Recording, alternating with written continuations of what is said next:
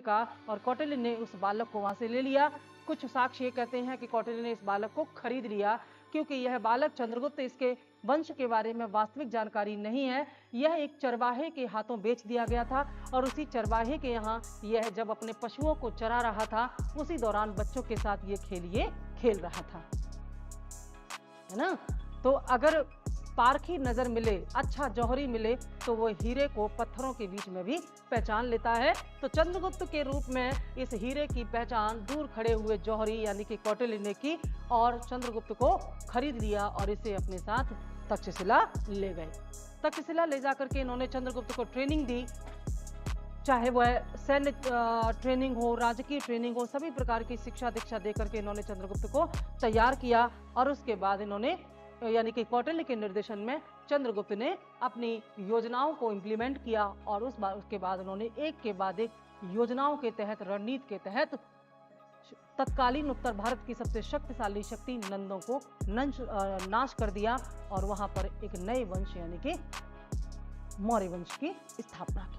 अब यहाँ पर ये बहुत सारी बातें हम आगे लिखेंगे भी, जानेंगे भी, मौर्य वंश के पूरे वंशावलियों को जानेंगे, चंद्रगुप्त से लेकर के बिंदुसार तक, अशोक तक और आगे पूरी परंपरा को जानेंगे।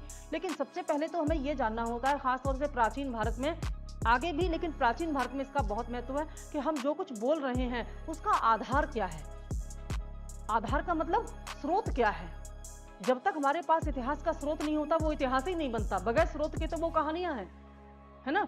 तो इस कहानी को आधार तभी मिलेगा, इस कहानी को वास्तविक तभी माना जाएगा जब हम इसके स्रोतों पर चर्चा करेंगे। किसी भी सभ्यता या संस्कृति का जब हम आरंभ करते हैं तो शुरुआत कहां से होती है? उसके स्रोतों से, ठीक है।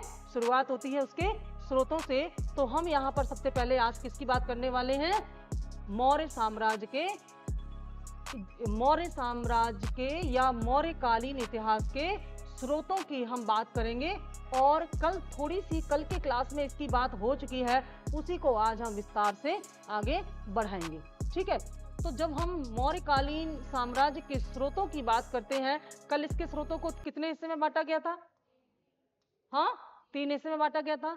और इनमें से जिसकी बात हम आज करने वाले हैं वहां से हम शुरू करेंगे। आज हम सबसे पहले बात करेंगे इसकी साहित्यिक स्रोतों की, ठीक है।